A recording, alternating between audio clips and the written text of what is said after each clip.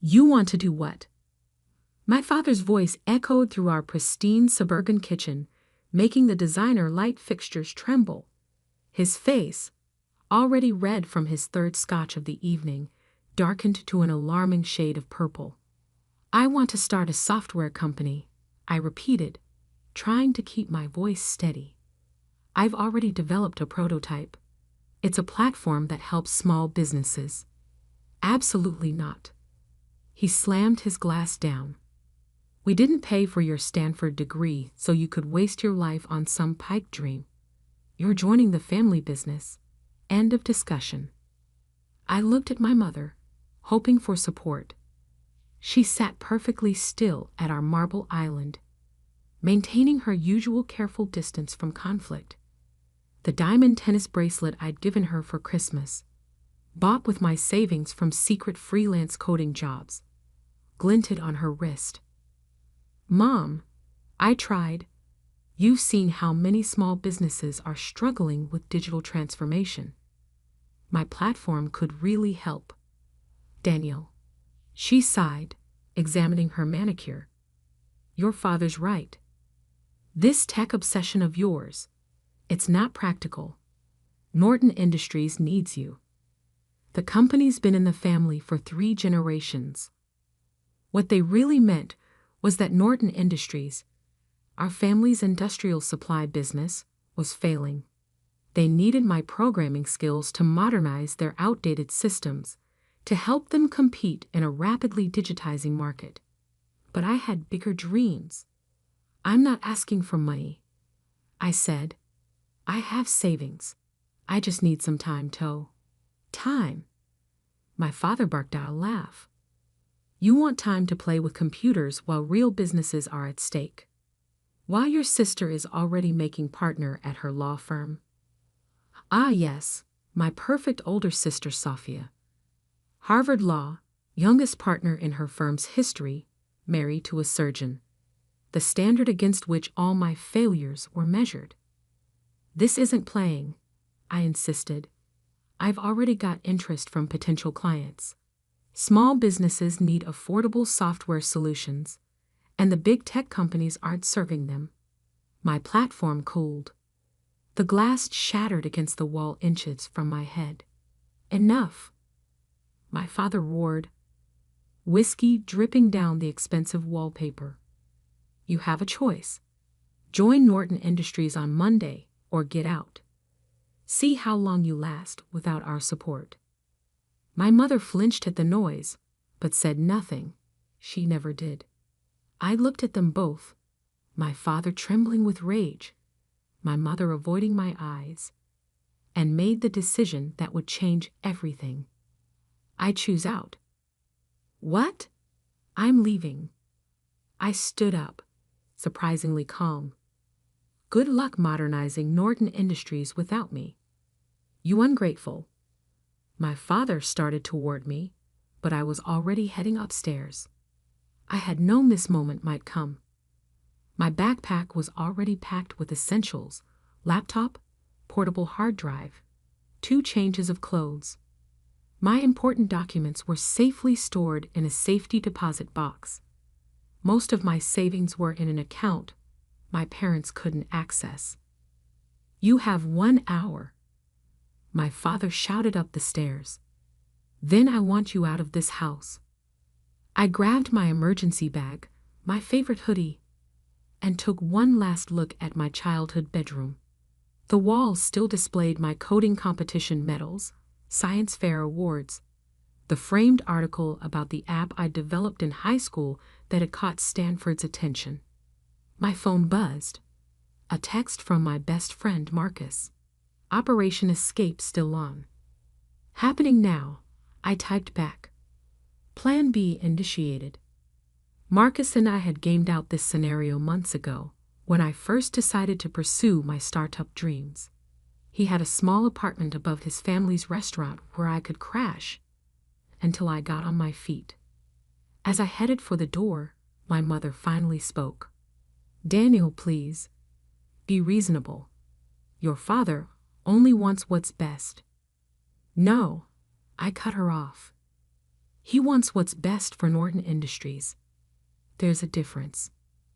I walked out without looking back. The first night in my car was surreal.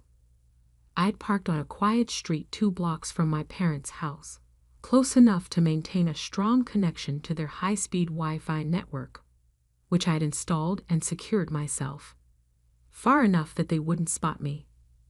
My laptop glowed in the darkness as I continued coding, the familiar rhythm of keystrokes drowning out the voice in my head that whispered I was making a huge mistake. "You sure about this?" Marcus asked when he brought me dinner. His mother's incredible pad thai. My couch is still available. I shook my head, showing him my workspace. Laptop, mobile hotspot for backup internet, power bank for emergencies. I need to stay mobile for now. Can't risk them finding me and trying to force me back. He peered at my screen. "What exactly are you building?" I pulled up my prototype's interface. I call it Smart Start. It's an all-in-one digital platform for small businesses. Point of sale, inventory management, customer relationships, online presence. Everything they need to compete in today's market, but simplified and affordable. Like what your dad's company needs? Similar, but designed for smaller businesses that can't afford enterprise solutions. I thought of all the local shops I'd seen struggle and fail because they couldn't keep up with digital transformation. There's a huge market being ignored by big tech. Marcus nodded slowly. His family's restaurant still used paper order tickets and a cash register from the 1990s. How long until it's ready? Basic version? 2 months. I've got most of the core functions working. Just need to polish the interface and add some features. What I didn't tell him was that I was also secretly documenting everything wrong with Norton Industries systems. Every vulnerability, every inefficiency, every missed opportunity for digital innovation. Not out of spite, but because I knew that someday they'd need exactly what I was building. They just didn't know it yet. Life settled into a strange routine. During the day, I'd work from various coffee shops, buying the minimum necessary to justify using their space and Wi-Fi. At night, I'd park near my parents' house, using their high-speed connection to upload code and run complex tests. I lived on protein bars, coffee, and Marcus's family's leftovers. Showered at a cheap gym membership. Learned which parking lots were safe to sleep in and which to avoid. It wasn't comfortable, but it was productive. Without distractions, without my father's constant criticism or my mother's passive disappointment, I could focus entirely on building Smart Start. 1 week in, my sister Sophia tried to intervene. "This is ridiculous, Daniel," she said when she tracked me down at my usual coffee shop. "You're living in your car to prove what? That you can be as stubborn as Dad." I didn't look up from my coding. "I'm building something important. You're throwing away a guaranteed future with the family business." "The family business is dying," I said bluntly. "Dad's too proud to admit it. But their systems are ancient, their processes are inefficient, and their competitors are eating them alive. Then help fix it." I finally met her eyes. "That's exactly what I'm doing, just not the way they want." She left in frustration, but not before leaving a thick envelope on my table. Inside was $5,000 in cash with a note. "Don't be an idiot. Come home." I used the money to buy a better laptop and upgrade my development tools. The breakthrough came in month 2. I'd been approached by several small businesses interested in beta testing Smart Start. A local bookstore, a family-owned hardware store, a growing food truck business, all struggling with exactly the problems my platform was designed to solve. "This is exactly what we need," the bookstore owner said after I demonstrated the inventory management system. QuickBooks is too complicated, and the custom solutions are too expensive. How much would this cost? I quoted a price that made her eyes light up, deliberately lower than market rate, designed to build word of mouth. By month 3, I had paying customers. Small amounts, but steady income. Enough to rent a tiny studio apartment, though I kept it off the lease to stay under my parents' radar. Then came the call that changed everything. "Is this Daniel Norton?" The voice was professional, authoritative. "Yes. This is Charles Widener from TechFund Ventures. We've been hearing interesting things about your Smart Start platform." My heart stopped. TechFund Ventures was one of the most prestigious early-stage investors in the country. One of our portfolio companies mentioned your solution. Said it's exactly what the small business market needs. Would you be interested in discussing potential investment? I gripped my phone tighter, thinking of all the nights coding in my car, all the meals skipped to buy server time, all the doubts and fears pushed aside to pursue this dream. "Yes," I said, "I would definitely be interested."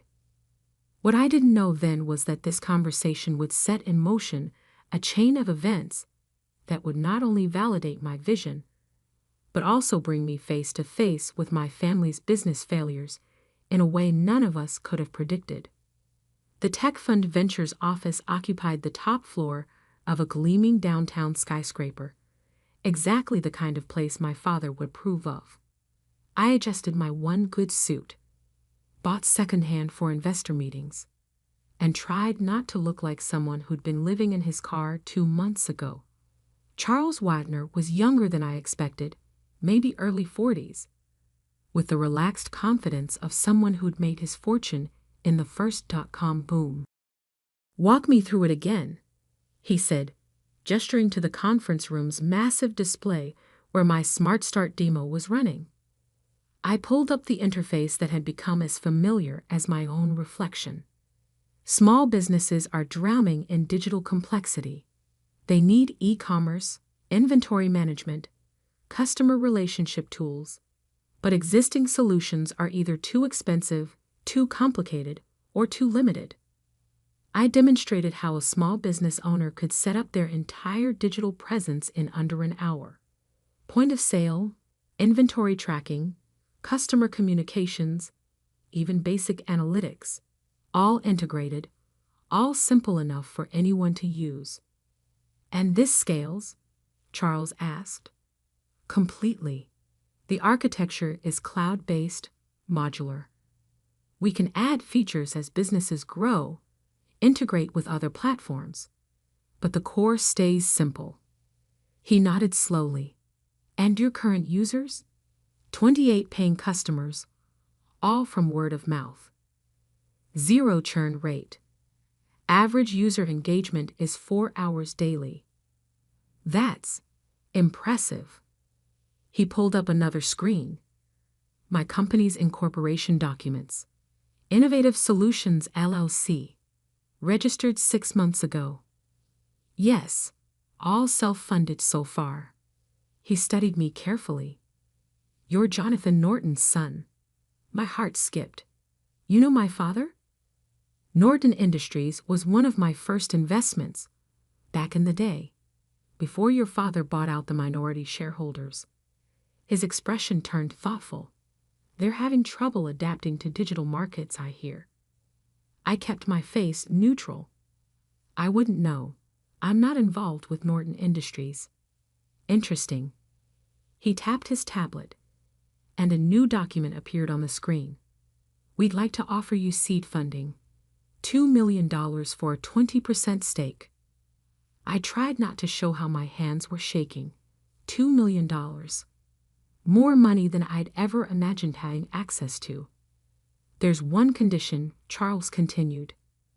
"We want you to expand your focus. Small businesses are good, but mid-sized enterprises need these solutions too. Companies like, say, Norton Industries." And there it was. The trap I'd been both expecting and dreading. You want me to target my family's business. He smiled slightly. I want you to target a market segment that desperately needs modernization. The fact that your father's company might benefit is incidental. I thought about all the nights I'd spent parked outside my parents' house, using their Wi-Fi to build something they dismissed. About my father's rage and my mother's silence. About the small businesses already thriving with Smart Start. I'll need full control of the company's direction, I said. No interference with the core mission. Of course. He slid a folder across the table. Have your lawyers review it.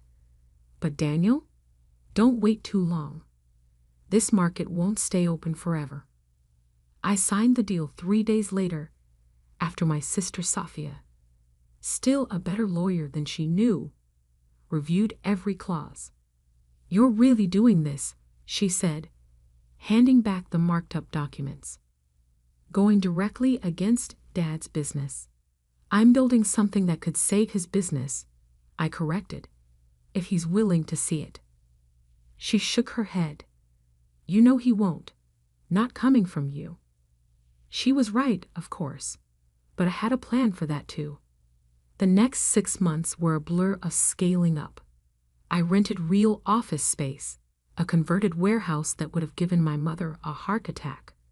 Hired developers, designers, sales staff. Marcus came on as head of customer success, his experience with small business owners proving invaluable. Smart Start grew faster than even Charles had predicted. Word spread through business communities about the platform that actually delivered on its promises. Our user base exploded from dozens to hundreds, then thousands. Then came the article that changed everything. Digital David versus Goliath. How Smart Start is disrupting enterprise software. The tech press had finally noticed us. The article praised our innovation, our focus on user experience, our ability to help small businesses compete with larger corporations. It also mentioned, almost as an aside, that I was the estranged son of Jonathan Norton. My phone rang minutes after the article went live. Sophia. Dad's furious, she said without preamble. He's calling an emergency board meeting. Why? Smart Start isn't competing with Norton Industries. No, but 3 of their biggest customers just announced they're switching to your platform. I sat back, stunned. We've been so focused on small businesses, I hadn't noticed the mid-sized companies starting to adopt Smart Start. There's more, Sophia continued. Their latest quarterly numbers. They're bad, Daniel. Really bad. The board is talking about forcing Dad out if he doesn't modernize their systems. I pulled up Norton Industries' public financial reports. The numbers were worse than I'd imagined. Their stock had dropped 40% in 6 months. Customer churn was accelerating. Their ancient software systems were literally driving them toward bankruptcy. They need help, I said quietly. They need you, she corrected. But you know Dad will never admit it. I thought about Charles Wagner's words about targeting mid-sized enterprises, about all the features we built into Smart Start that could save companies exactly like Norton Industries. Maybe, I said slowly, they don't need to know it's me. That night, I called an emergency meeting of my own team. We're launching Enterprise Solutions, I announced, pulling up the prototype I'd been quietly developing. A new division focused on larger businesses, built on the Smart Start framework, but with additional features for complex operations. Marcus frowned. I thought we were staying focused on small business. We are. But there's a whole segment of mid-sized companies being crushed between small business agility and big corporation resources. They need what we've built. I didn't mention that every feature in Enterprise Solutions had been designed specifically to solve Norton Industries' problems, that I'd spent months analyzing their weaknesses, building solutions for issues they didn't even know they had yet. The team worked around the clock for weeks. We launched enterprise solutions under a new brand, through a subsidiary company that couldn't be easily traced back to me. The marketing targeted companies exactly like Norton Industries, established businesses struggling with digital transformation. Then we waited. It didn't take long.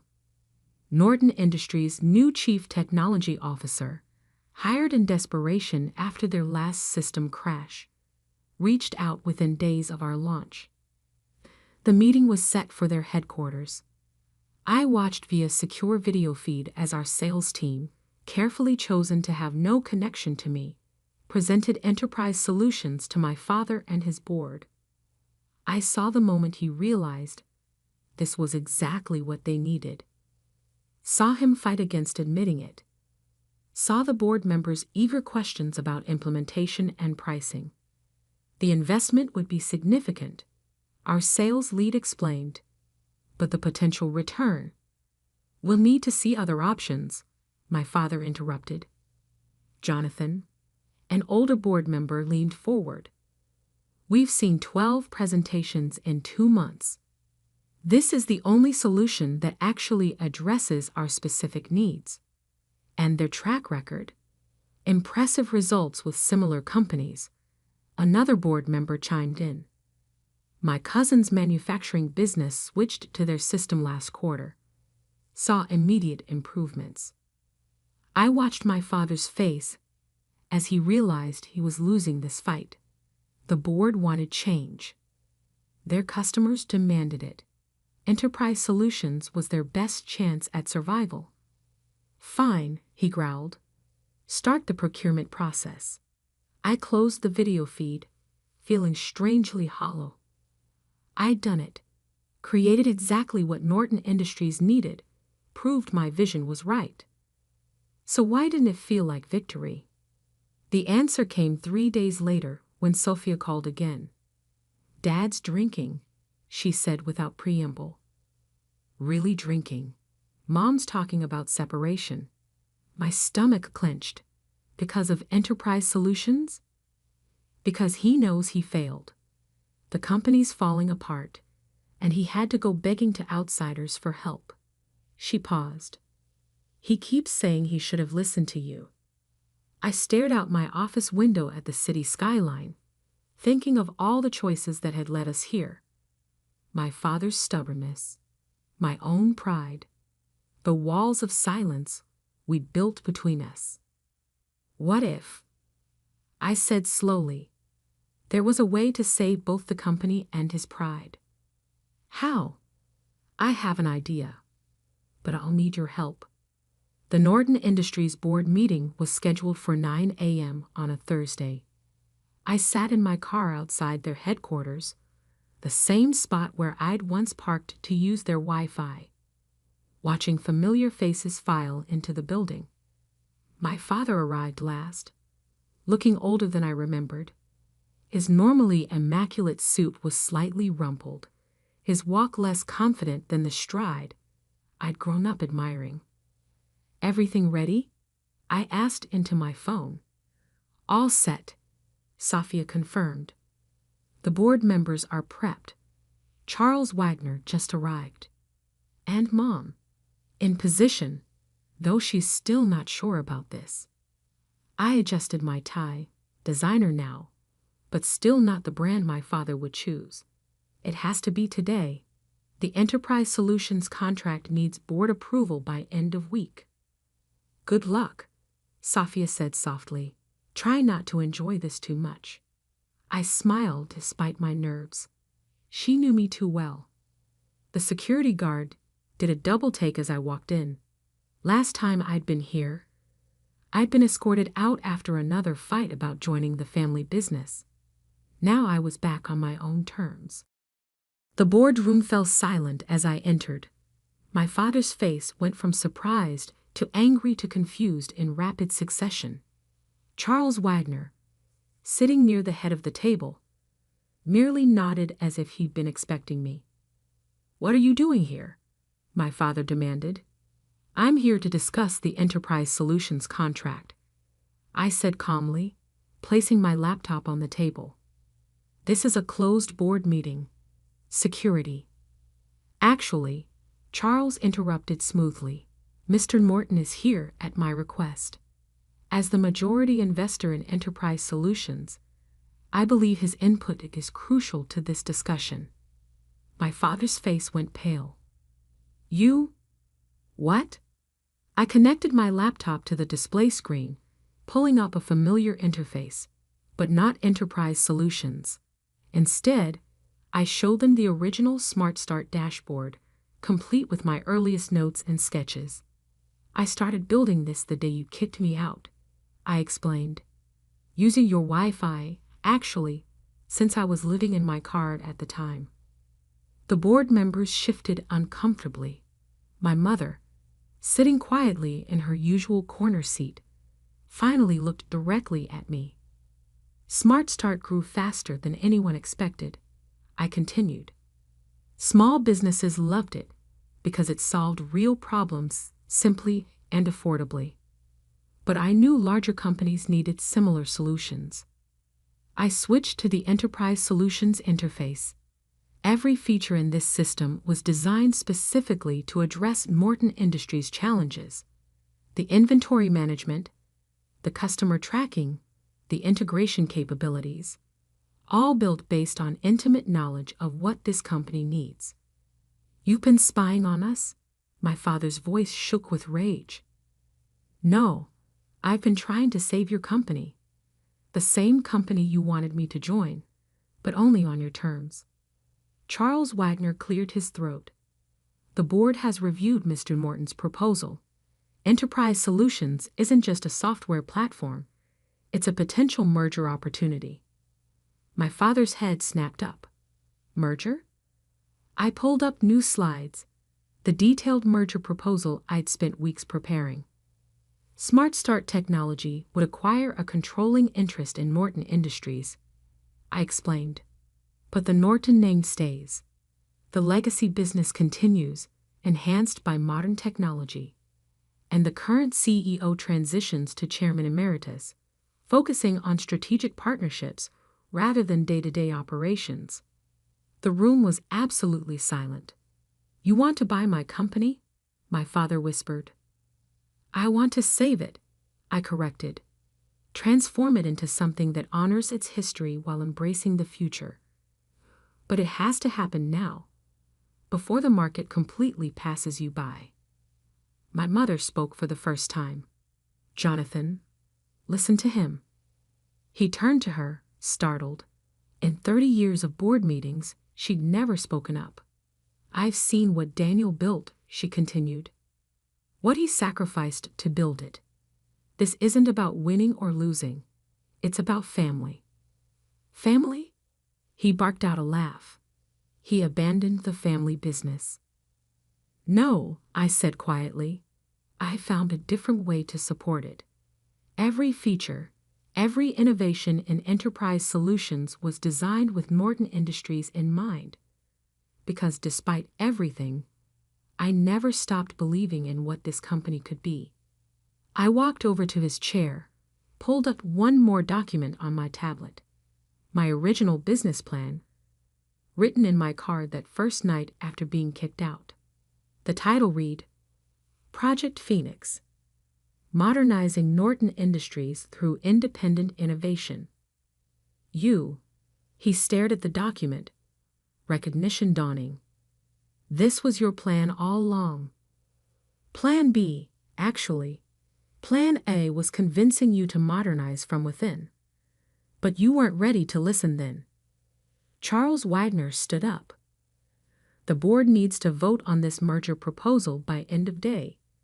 I suggest we take a brief recess to process this information. People filed out, leaving me alone with my father. He sat there, staring at my business plan, looking lost. Why didn't you tell me? He finally asked. Would you have listened? Really listened, not just heard what you wanted to hear. He was quiet for a long moment. You built all this, using our Wi-Fi? I couldn't help but laugh. That's what you're focusing on? No, He ran a hand through his gray hair. I'm trying to understand how my son went from living in his car to offering to buy my company in less than 2 years. The same way you built this company. By seeing an opportunity everyone else missed. By working harder than anyone thought possible. By believing in something bigger than myself. He nodded slowly. Your grandfather would have loved this, you know. He always said the best business lessons come from proving the skeptics wrong. I learned that from you, actually. All those stories about how you built Norton Industries, how you proved everyone wrong who said it would fail. I sat down next to him. I just did it my way, instead of yours. The board voted unanimously to approve the merger. My father, after the longest pause of my life, voted yes. The transition wasn't smooth. Change never is, especially in family businesses. But slowly, surely, Norton Industries began to transform. We kept the name, but modernized the brand. Kept the core business my grandfather had built, but enhanced it with technology that helped it thrive in the digital age. SmartStart's innovation combined with Norton's stability created something neither company could have achieved alone. 1 year later, I sat in what had been my father's office, our office now, since he'd finally accepted the chairman emeritus role.